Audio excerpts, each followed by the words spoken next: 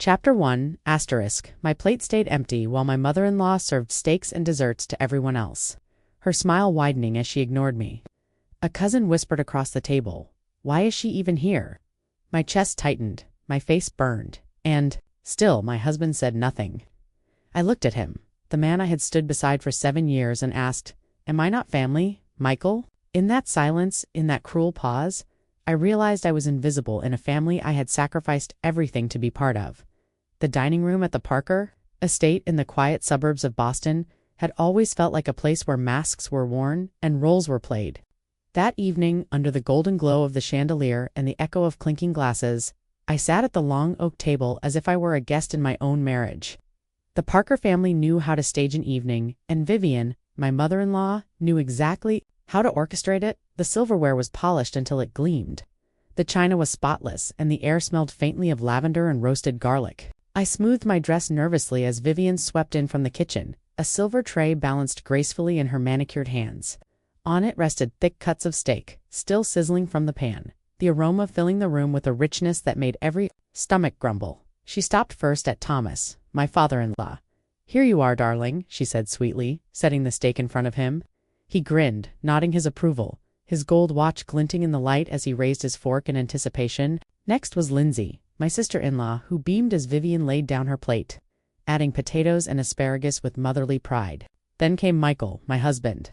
She placed the largest cut of steak before him with a smile. "Only the best for my son."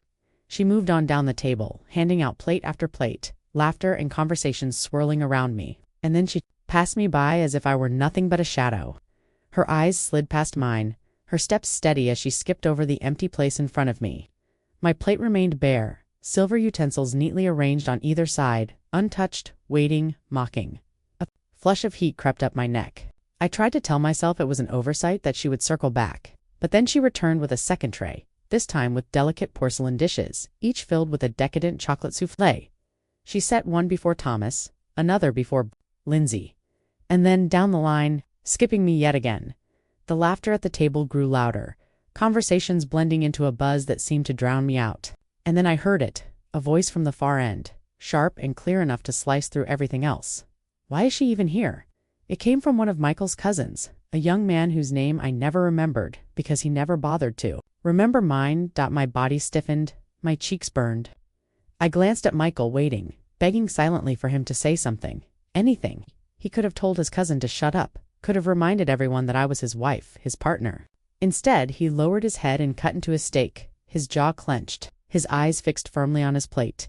The words tumbled out of me before I could stop them. "Am I not family, Michael?" The dining room fell into silence. Forks hovered above plates, wine glasses, paused midair. Every eye turned to me, then to Michael. His shoulders stiffened, his throat bobbed as he swallowed hard, but his lips stayed sealed. He picked up his glass of Merlot and took a long sip, still refusing to meet my eyes. Vivian's laugh broke the silence, sharp and forced. "Emily, dear, you're always so sensitive. I wasn't sure you'd want steak tonight. You've always been particular." Her tone was light, but her eyes glittered with something cruel, something intentional. She moved on quickly, adjusting a napkin near Thomas, as though the moment had passed, as though I hadn't just been gutted at her table. The others began to eat again, the clink of cutlery resuming, conversations restarting, but nothing felt normal. My heart hammered in my chest. I looked down at my empty plate, its stark whiteness staring back at me like a reflection of my place in this family, invisible, excluded. I tried to steady my breathing, but memories rushed in, uninvited. Birthdays when Vivian brought gifts only. For Michael, holidays where Lindsay received jewelry while I received nothing but polite smiles. Countless dinners where my voice was drowned out by louder ones. Tonight was just another performance in a long-running play where I had never been given a role. Michael's silence hurt more than Vivian's cruelty. His mother's disdain I had grown used to, but his refusal to defend me was a wound that deepened. Every time it happened, I stared at him, willing him to look at me, to give me some sign that he saw me, that I mattered. But he stayed hunched over, methodically cutting his steak, chewing, swallowing, sipping wine, repeating the cycle like a man avoiding reality. And then I remembered the look he gave me whenever I asked about his job, that same avoidance, the way his eyes would shift away, his shoulders tightening. For months he had been vague, muttering about remote meetings, project deadlines, clients I'd never met. I had asked, pressed even, but he always had an excuse. Story that didn't quite add up. Tonight, his silence at the table felt exactly the same. A confirmation that he was hiding something I hadn't uncovered yet. Vivian's laughter rang out again, shrill and brittle. Lindsay chimed in with plans for another trip to Florida, her words dripping with entitlement. Thomas laughed at something trivial, his voice booming. Around me, the Parker family carried on, comfortable in their circle, confident in their superiority. While I sat there on the edge, humiliated and ignored, I clenched my hands in my lap, my nails digging into my palms. The humiliation was sharp, cutting deep, but beneath it, a different feeling stirred. Anger, cold, simmering anger that spread through my veins, steadying my breath, hardening my resolve. I had been silent too long, swallowing my pride too many times, hoping Michael would step up, hoping his family would change. But as I sat there, my plate empty, my dignity stripped bare in front of them all, I knew something had shifted inside me. Tonight, their cruelty had crossed a line. Tonight, I would remember the burn of those words, the sting of that laughter, the weight of Michael's silence. And I knew with absolute certainty, this was not the end of my silence. It was only the beginning. Chapter 2 I carried that night with me like a stone in my chest. But the truth was, it was only one in a long chain of small humiliations that had become the rhythm of my marriage. They had started so subtly that at first I convinced myself I was imagining them, a comment here, a glance there, a moment of exclusion that I brushed off as nothing. But when you add them all together, they become impossible to ignore. I remembered my first birthday after Michael and I got married. We had driven to his parents' house in Cambridge, a cozy colonial with white shutters and a manicured lawn. Vivian had insisted on hosting a family dinner. She swept in carrying a wrapped box, gold ribbon tied neatly on top. She placed it right in front of Michael, kissed his cheek, and said, "Happy birthday, sweetheart." The table erupted in laughter and applause.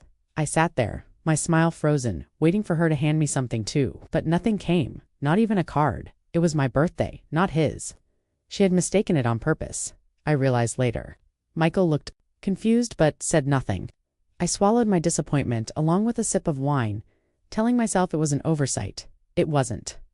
The comments from Thomas came next. He had spent his career in business and made sure everyone knew it. During one Thanksgiving dinner, as the family gathered around a long buffet lined with turkey and casseroles, he leaned over to me with a smirk. "Emily, which college did you say you went to again? Not Harvard, I suppose?" His voice was loud enough for half the table to hear. I forced a polite laugh, murmuring that I had gone to a state school. He shook his head, chuckling as if I had told a joke. "Well, not everyone can make the Ivy League cut. At least you have other talents." He winked, and the table roared. With laughter, my cheeks burned as I focused on my plate, wishing the floor would swallow me whole. Then there was Lindsay. She had a way of making cruelty sound like sweetness, her words dripping with sugar and venom at the same time. At a family barbecue one summer, she leaned close to a group of cousins while I stood only a few feet away. She smiled, her voice carrying clearly over the music. "Emily's always been more of a blue-collar girl, but Michael doesn't seem to mind. I guess he wanted someone practical." The cousins chuckled, their eyes darting toward me before quickly looking away. Lindsay turned and gave me an innocent grin, sipping her drink as though she had said nothing offensive. I held on to those moments, each one cutting a little deeper than the last. I told myself to be strong, to ignore them, to focus on my marriage. But every remark, every laugh at my expense, chipped away at the edges of who I was. The worst, though, came with the trip. Michael had told me one evening that his parents were planning a family vacation to Cape Cod. He was excited, his eyes lighting up as he described the beach house they had rented, the seafood dinners, the sailing. I asked him when we would leave, already imagining long walks on the beach together. His face fell. He shifted uncomfortably, scratching the back of his neck. "They said it's just for family this year. Immediate family." I stared at him, not understanding. "I am immediate family. I'm your wife." He didn't look at me when he answered. "It's their tradition. I don't want to argue with them about it. It's easier if I just go alone." I wanted to scream. I wanted to grab him by the shoulders and shake him until he saw me, but I didn't. I nodded, my throat too tight to speak. He kissed my forehead before leaving the room, as if that made it better. The night he left for Cape Cod, I sat in our apartment alone, staring at the packed bags by the door. He had promised to call, to text, to keep me updated, but I already knew he wouldn't. I imagined him there, laughing with his parents and sister, eating seafood by the shore, while I sat in silence hundreds of miles away. I wasn't invited, because to them, I wasn't family. That realization hit me harder than any cruel word ever had. For years, I had convinced myself that if I just tried harder, if I smiled more, if I ignored their insults, eventually I would be accepted. But in that moment, sitting alone on the couch while Michael drove to Cape Cod, I understood the truth. To them, I had never been part of their family. I was an outsider, tolerated only because I had married their son. Nothing I did would ever change that. The memory of those small humiliations lingered with me. The birthday without a gift, the dinner table laughter, Lindsay's smirks, the trip I wasn't invited to. Each one was a scar, invisible but burning. I carried them with me to every family gathering, every holiday, every Sunday dinner. They piled on top of each other until they became unbearable. That night at the Parker estate, when Vivian skipped me with the steak and dessert, it was not an isolated incident. It was the culmination of years of being dismissed, ignored, belittled. And as I sat there in silence, listening to their laughter, I realized I was done pretending. I was not one of them, and I never would be. Chapter 3. Michael always had a way of slipping out of conversations when they got too close to the truth. For months, I had noticed his answers about work growing vaguer. If I asked about his clients, he would mention names I had never heard before. If I asked about projects, he would talk about deadlines that always seemed to be extended. He spent long hours in our study, the door half closed, the glow of his laptop spilling into the hallway. I wanted to believe he was busy, that he was providing for us the way he always said he was, but something about it never sat right. One afternoon I came home early from my office in downtown Boston. The house was quiet, except for the soft hum of the printer in the study. I set down my bag and walked down the hall. Michael's voice carried through the door, low and rehearsed. I paused, listening. Yes, the numbers are all set. I'll email the report by Friday, he said, then paused for a moment. A chair creaked and the room went silent. I pushed the door open slowly. He was sitting at the desk in a collared shirt and tie, his laptop screen filled with what looked like a spreadsheet. On the printer, fresh pages were sliding out, charts and tables printed in neat rows. When he saw me, he jumped slightly. "Emily, I didn't hear you come in," he said quickly, gathering the papers. "What are you working on?" I asked, glancing at the sheets. They looked professional, but something about them felt off. "Just a quarterly report," he replied, too quickly. He stacked the papers and tucked them into a folder. "You know, client stuff." I nodded, though suspicion pricked at me. I knew the rhythm of his job, or at least I thought I did, and nothing about the last year had matched it.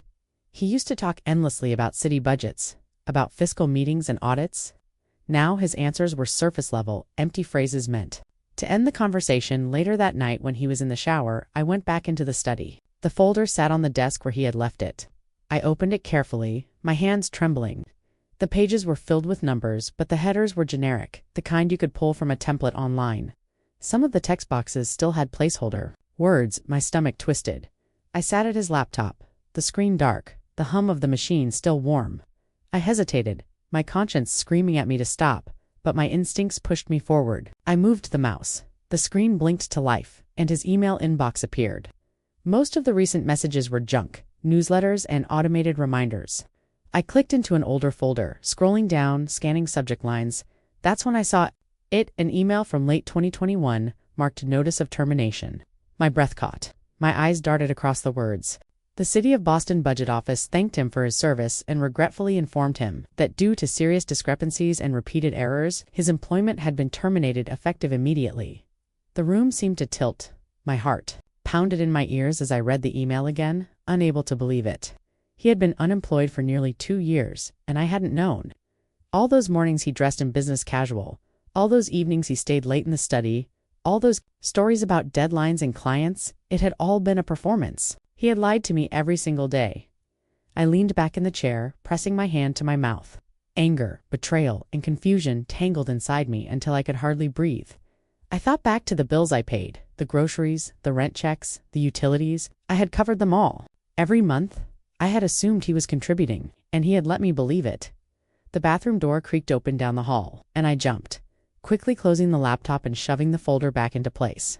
My pulse raced as his footsteps drew nearer.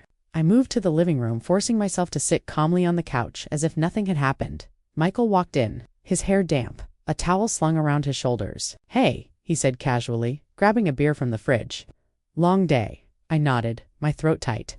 I wanted to scream at him to confront him right then and there, but the words stuck.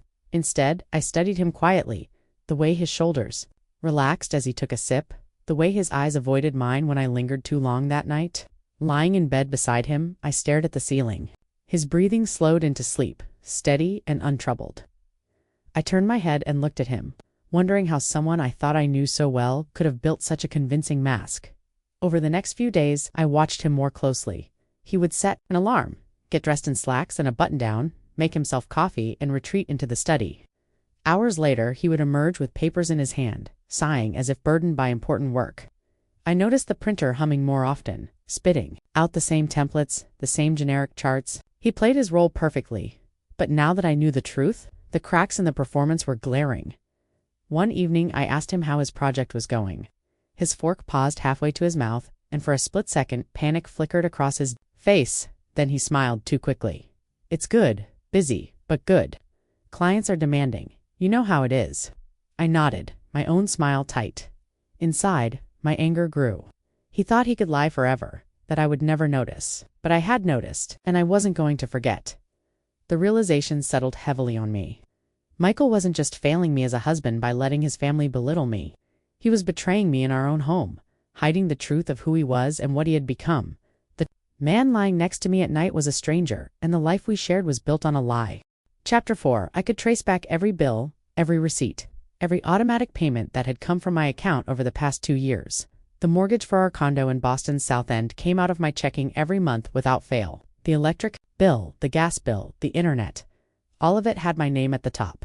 I carried the weight of the health insurance premiums too, deducted straight from my paycheck at Eastline Retail Corp. I had told myself that Michael was covering other expenses, that we were splitting the burden like a real partnership. But, staring at the truth, I realized I had been carrying us both entirely on my back. I remembered the conversations that used to give me pause but never seemed alarming enough at the time. Michael would come into the kitchen while I was cooking, leaning against the counter with that practiced look of concern. "Hey, Em, I need a little cash for a project I'm working on. Just a short-term investment, it'll pay off big once. The client closes the deal." He made it sound convincing, like he was doing something important. I transferred money into his account without much hesitation, thinking he was building his career. Now I wondered how many of those projects were just nights out at bars or expensive gadgets he didn't need. I remembered one particular time last year. He had asked for $5,000. He called it seed money for a consulting opportunity. I had written the check, biting my lip as I watched the balance in my savings drop. Weeks went by, then months, and nothing came of it. When I asked, he shrugged and said the deal fell through. He never offered to pay it back, and I let it go. That pattern repeated again and again until my trust was nothing more than a hollow shell, as if Michael's deception wasn't enough, Lindsay added, her own weight to the load.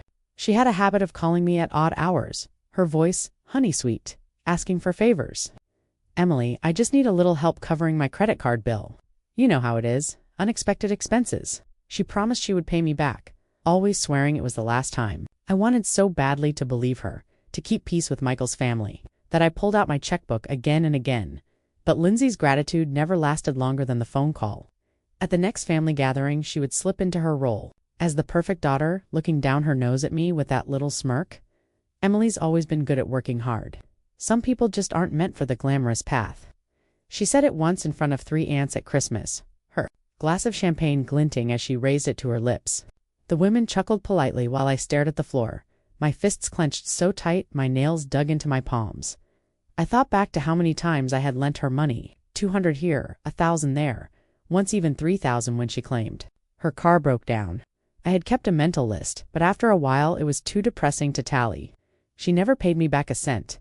Instead, she flaunted new handbags and spa weekends on her social media, tagging locations in Newberry Street boutiques and Martha's Vineyard. The hypocrisy of it all boiled inside me. I was the one working overtime, balancing spreadsheets late into the night, making sure our mortgage was paid and our lights stayed on.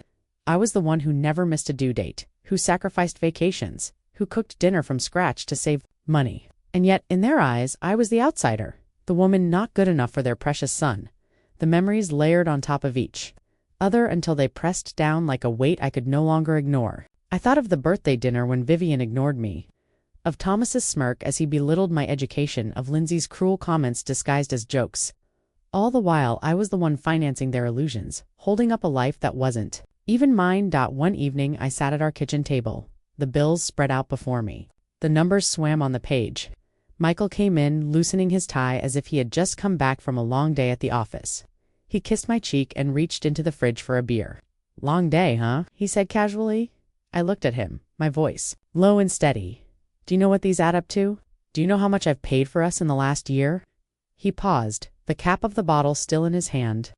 You know I've been contributing. Don't make it sound like I'm not pulling my weight.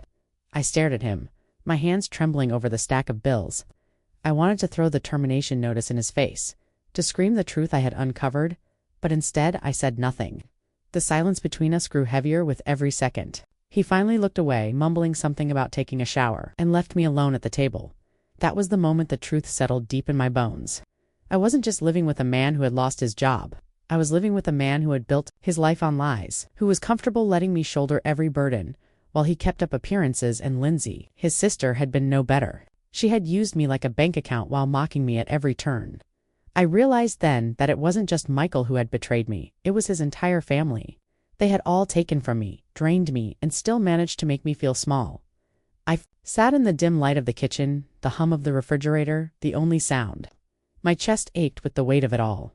The years of giving, of sacrificing, of hoping for respect that never came. The anger I felt that night was different from the humiliation at the dinner table. It was sharper, clearer, like a blade finally unsheathed.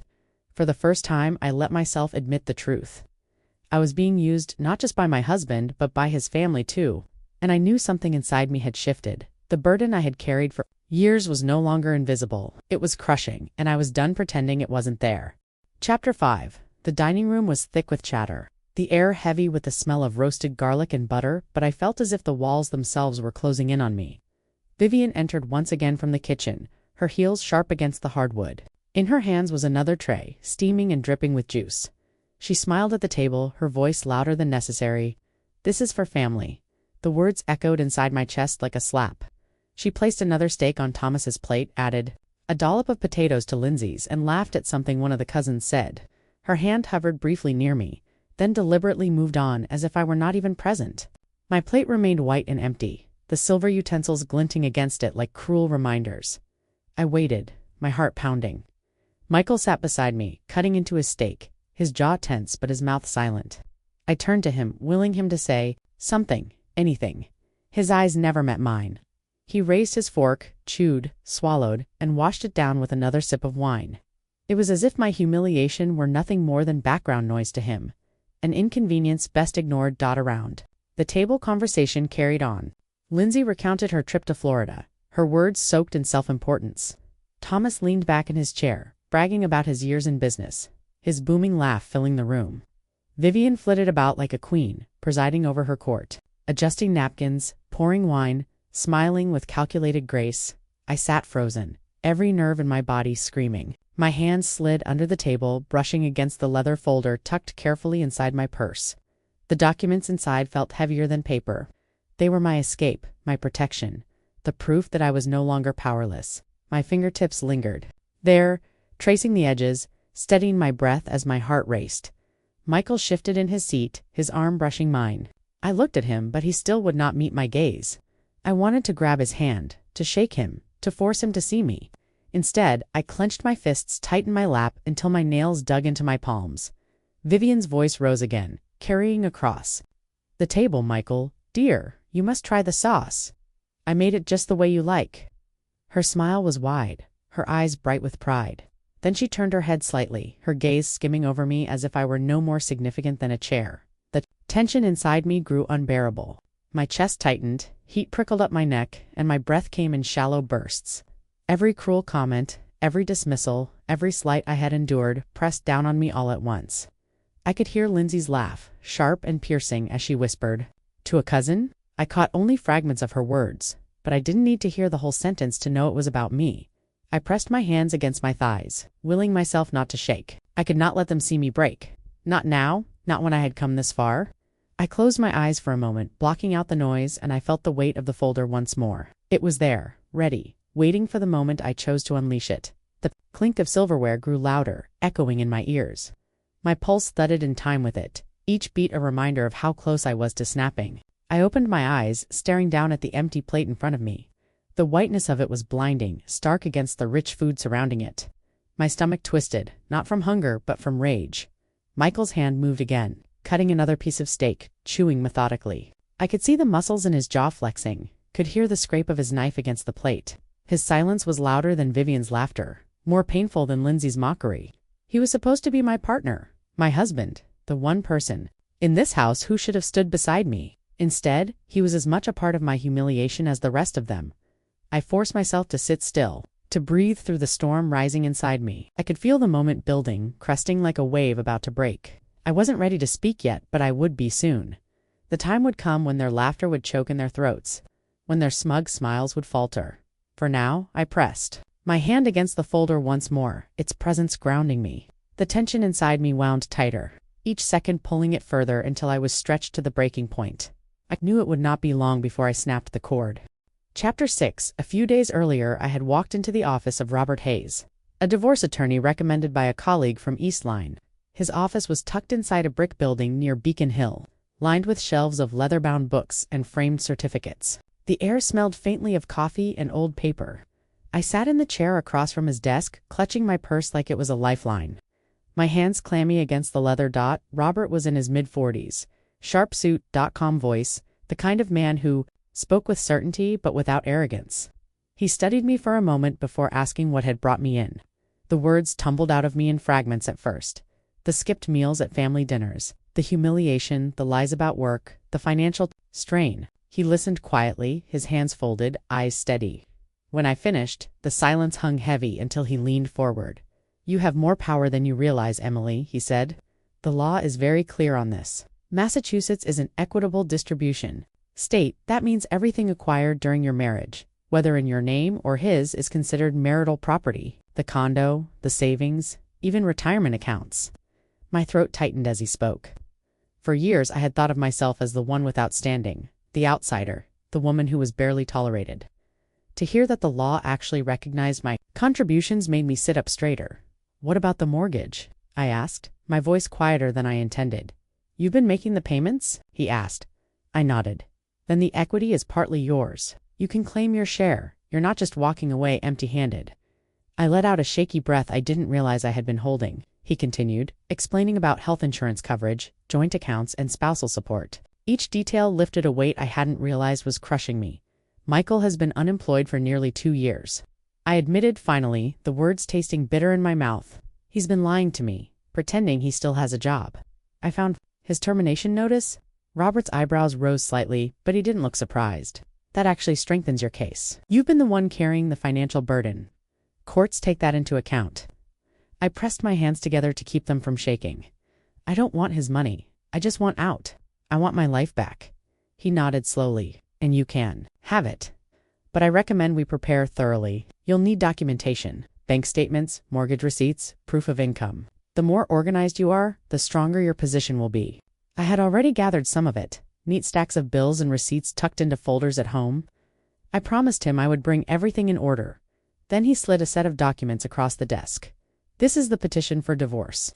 I can file it whenever you're ready. You don't have to serve him today, tomorrow, or next week, but the papers will be prepared.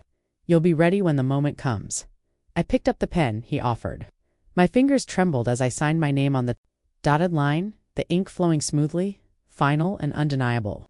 It was not yet public, but it was real. The decision I had avoided for years was now written in black and white as I set the pen down. I felt something inside me shift. For the first time, I wasn't just reacting to their cruelty. I was acting for myself. Robert gathered the papers, his expression steady. "Keep these copies with you, somewhere safe. When you decide to serve him, you call me, and I'll handle the rest." I slipped the folder into my purse, the weight of it both terrifying and exhilarating. It felt like a weapon I had forged. From years of pain, something sharp and strong I could finally use. When I walked out into the cool air of Beacon Street, the city seemed different. The golden leaves crunched under my feet, the sound crisp and clean. For once, I wasn't hunched over, carrying invisible chains. I held my head high, my shoulders squared, as if the papers in my bag had given me armor. That evening at home, Michael barely looked up from his laptop when I walked through the door. He sat in the study, the printer humming again with pages of fabricated charts. He glanced at me and smiled faintly, his performance seamless as always. But I no longer saw a man who held power over me. I saw a liar sitting at a desk, surrounded by props. I touched my purse, feeling the folder inside. He didn't know that I had already signed his exit. He didn't know I was no longer waiting for his approval. His defense, his validation, for the first time in years, I felt like I was holding the reins. And as I stood in the doorway of the study, watching him play his role with such ease, I realized that the decision had already been made. The timing was all that remained. I was no longer the victim. I was the one in control. Chapter 7. At Eastline Retail Corp., the office buzzed with the usual chaos of numbers, deadlines, and the constant murmur of keyboards. But for me, the air felt sharper, more alive. I had been assigned the largest audit project of the quarter, a review of supplier contracts that involved millions of dollars. It was the kind of assignment that could either ruin a career or make it. And for the first time in a long time, I welcomed the wait. Stacks of binders crowded my desk, spreadsheets spread across 2 monitors, sticky notes clinging to every surface. I buried myself in the details, tracing line items, cross-checking invoices, verifying purchase orders. Hours bled into nights, but I felt no resentment. The work was demanding, but unlike my marriage, it gave back what I put in. Every corrected error, every reconciled account, was a victory I could measure. One evening, I stayed late. The office quiet around me, the hum of fluorescent lights my only company. I found a discrepancy in a shipping contract, a pattern of overcharges. Hidden in the fine print, my pulse quickened as I dug deeper. If left unchecked, it could have cost the company millions over the next year. I compiled the evidence, printing out pages of supporting documents, highlighting the false entries, building my case line by line. The next morning, I walked into Alan Brooks's office, the stack of papers in my arms. Alan, the regional finance director, was a tall man in his 50s, with sharp eyes and a reputation for being brutally honest. He looked up from his desk as I entered, gesturing for me to sit. "What have you got, Emily?" he asked, his voice clipped but not unkind. I laid the documents before him, my hands steady. I found irregularities in the supplier contracts, overcharges that were disguised as logistical fees. If we keep paying at this rate, the company stands to lose nearly $3 million over the next fiscal year. Alan leaned forward, his eyes scanning the pages. He frowned, then flipped through more quickly, muttering under his breath. When he finally looked up, there was something new in his gaze. A flicker of respect I had rarely seen directed at me in my personal life. "You're certain about this?" he asked. "Yes," I said firmly. "I've cross-checked every figure and I can provide digital records as well. This isn't an error, it's deliberate manipulation by the supplier." He leaned back in his chair, exhaling. For a long moment, he studied me, then nodded slowly. "This is impressive work. If what you're saying checks out, you've saved us a disaster. I'll need you to put this into a full report for the board by next week." A surge of pride warmed my chest. "I'll have it ready," I said. Over the next few days, I worked with a precision I hadn't felt in years. My focus was razor sharp, my energy seemingly endless. I poured every ounce of myself into the report, not just because it was important for the company, but because it reminded me of who I really was: capable, intelligent, strong, not the silent wife ignored at the dinner table, but a woman who could spot the truth hidden between lines of deception and bring it into the light.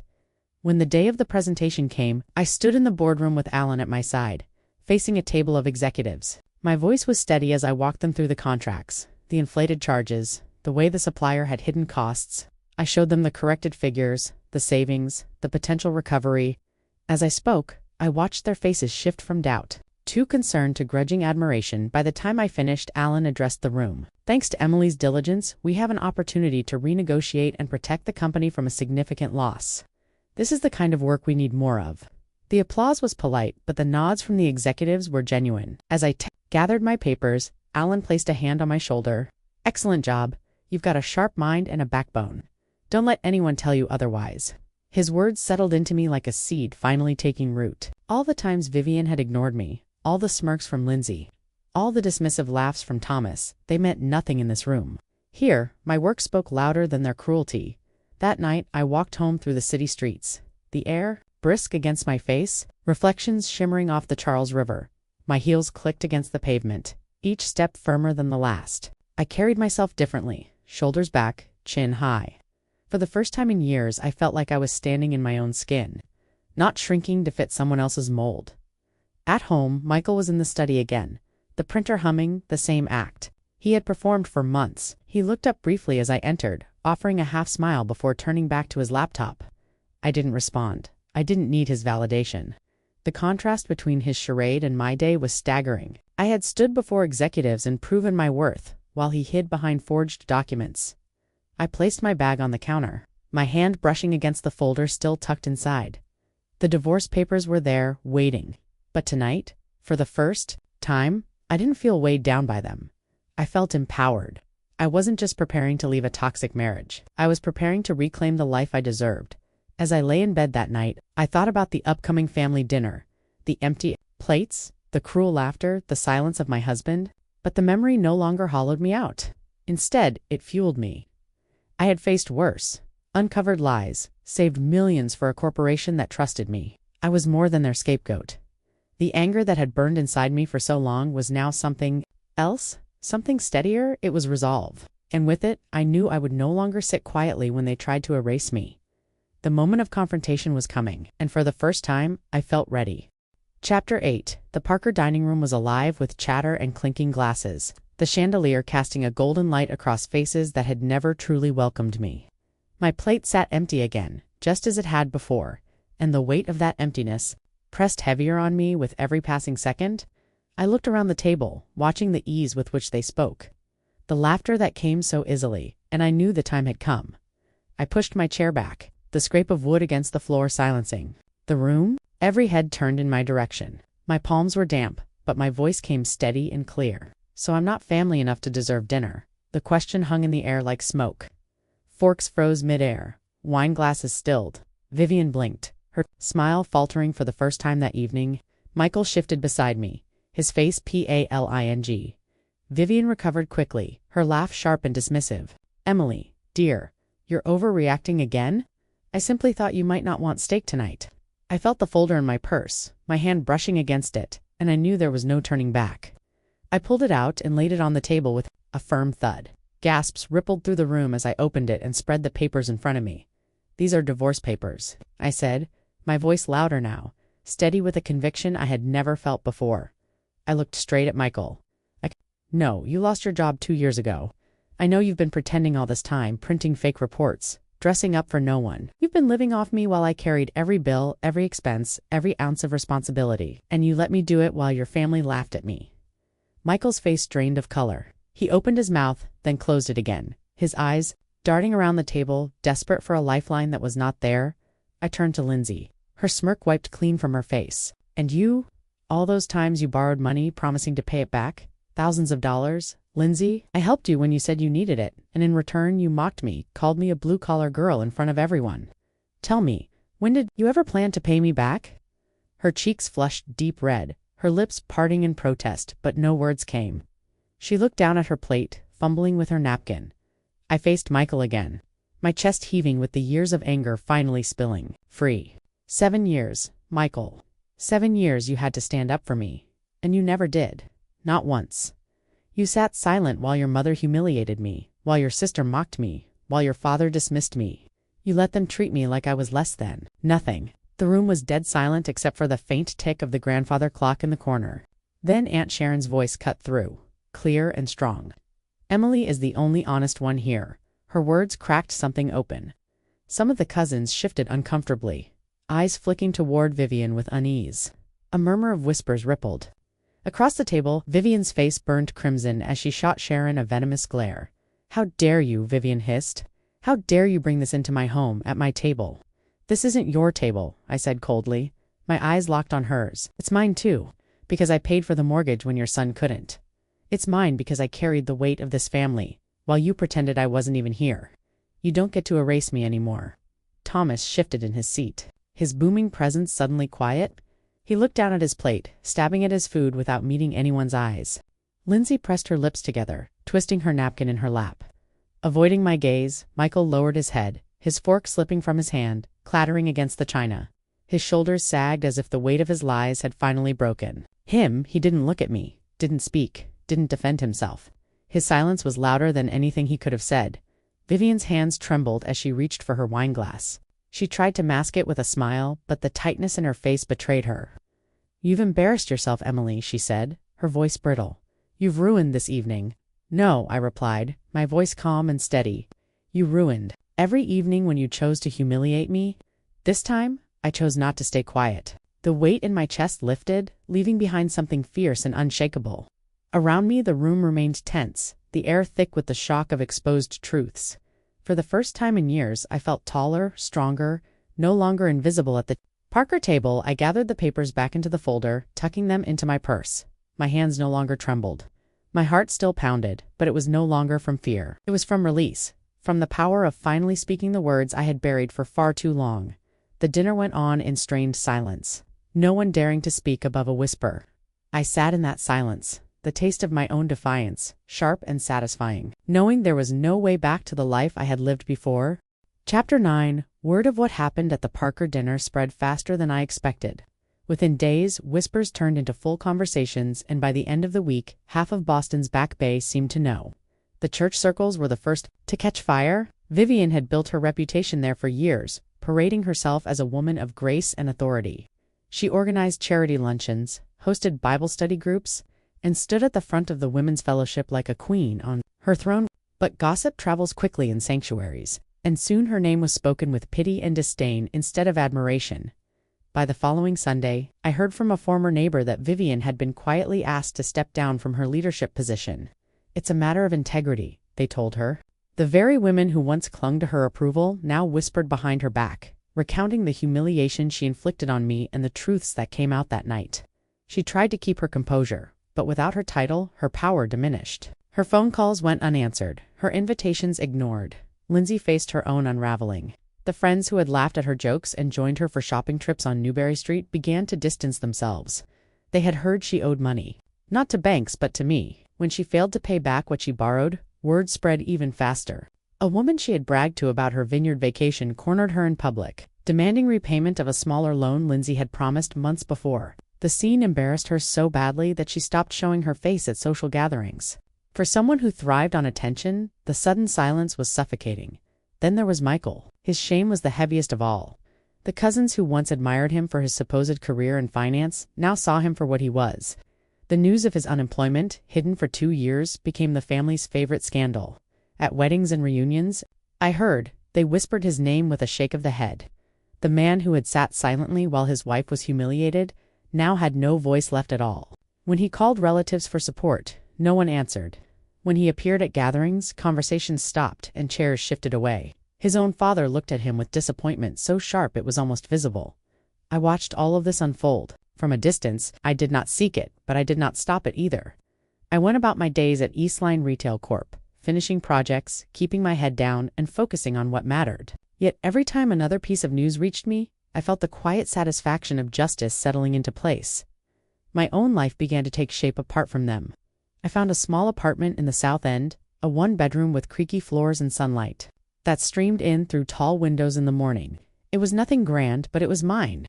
The first night I slept there, I lay on a mattress still on the floor, surrounded by unpacked boxes, and felt lighter than I had in years. The silence was not suffocating anymore. It was peaceful. I furnished the apartment slowly, one paycheck at a time. A second-hand couch from Cambridge, a small dining table one assembled myself. Curtains I picked out in a soft shade of blue. Each item I brought in felt like a declaration that this was my space, free of judgment, free of eyes that measured and found me lacking. There was one moment that sealed it for me.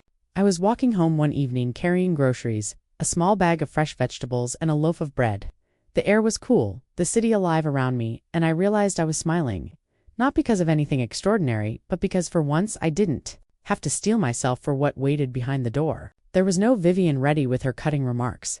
Number Lindsay lurking with another favor to ask. No husband hiding in a study behind lies. There was only me, and that was enough. Still, late at night, memories returned. The look on Michael's face when I laid the papers on the table, the red flush on Lindsay's cheeks, the way Vivian's hands trembled as she lifted her wineglass. Their silence had been my victory, but their downfall in the community became my closure. I had not planned it, but it felt inevitable. What they sowed in cruelty came back to them in isolation. I spent weekends walking through Boston Common, watching families gather, listening to laughter that wasn't tinged with malice. I thought about what it meant to be part of a family, and I realized I had been searching for belonging in the wrong place all along.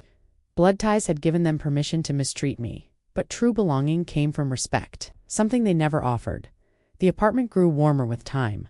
I cooked simple meals, filled the space with books, and played music on the small radio I had carried from our old condo. It wasn't lavish, but every piece of it was mine.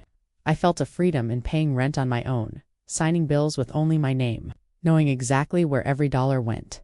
When I looked at myself in the mirror, I no longer saw the woman who sat silent. At the Parker table, desperate for acknowledgement, I saw someone who had survived years of scorn and carried herself out of it stronger. The old burdens were no longer mine. The Parker family carried them now, each in their own way, while I walked forward unchained. Chapter 10. The promotion came on a gray Tuesday morning, the kind of day when the city felt hushed under a layer of clouds. I was called into Alan Brooks's office, the blinds half drawn, the smell of coffee heavy in the air. He stood as I entered, a small smile tugging at the corner of his mouth. "Emily," he said, extending his hand, "congratulations. You are officially our new regional finance manager." I shook his hand, my chest swelling with a mixture of relief and pride. Years of diligence, nights spent combing through endless spreadsheets, weekends, sacrificed, all of it had brought me here. For once in my life, the recognition was mine and mine alone. No one could take it from me. No one could erase it with a dismissive laugh or a cruel remark. I walked back to my office, my colleagues offering smiles and pats on the back. I sat at my desk staring at the plaque that bore my new title. My fingers traced the letters slowly, as if to remind myself that it was real. The title was not just a step in my career. It was proof that I had survived the years of belittlement, the gaslighting, the humiliation, and had emerged stronger. That evening, I stopped at a small market near my apartment. I picked out a cut of salmon, fresh herbs, a bottle of white wine. Carrying the bag through the South End streets, I felt lighter than I had in years. The brownstones glowed in the fading light, and the air carried the smell of rain on pavement. At home, I slipped off my shoes, set the bag on the counter, and began to cook.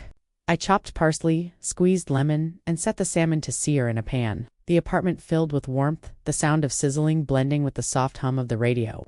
I poured a glass of wine, set a single place at the small table, and smiled. The silence was different now. It was no longer the heavy, suffocating silence of being ignored at the Parker table. It was peace. It was the sound of freedom, of a life I had built for myself with no one else's permission. As I sat down to eat, memories flickered through my mind. Michael's face as I laid down the papers, the look of shock on Lindsay's when I confronted her debts, the way Vivian's voice cracked as her power slipped away. But one memory stood out above all the rest. Michael, sitting beside me all those years, silent while I begged for recognition, silent while his family cut me down again and again. 7 years, Michael, I whispered into the quiet of my apartment. 7 years you had to stand up for me, and you never did.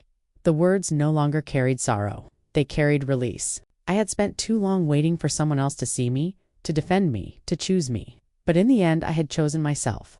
I raised my glass, the light catching in the pale wine, and let out a slow breath. "I may have lost a husband," I said, softly, but I found myself. The taste of salmon, bright with lemon and herbs, was rich on my tongue. I ate slowly, savoring each bite, not just of the meal, but of the moment.